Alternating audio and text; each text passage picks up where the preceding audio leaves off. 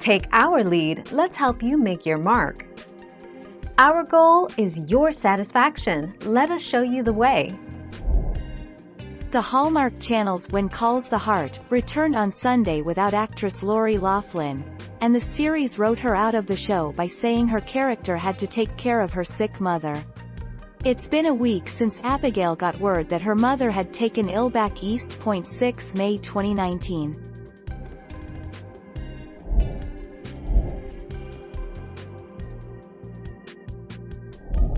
Make your mark, take our lead. Candace Cameron Bure. You may be able to find the same content in another format, or you may be able to find more information at their website. I bet $3 in Monopoly money they're gonna replace Lori Loughlin on When Calls the Heart with Candace Cameron Bure as a newcomer who takes over the cafe. This content is imported from Embed Name. 31 March 2019.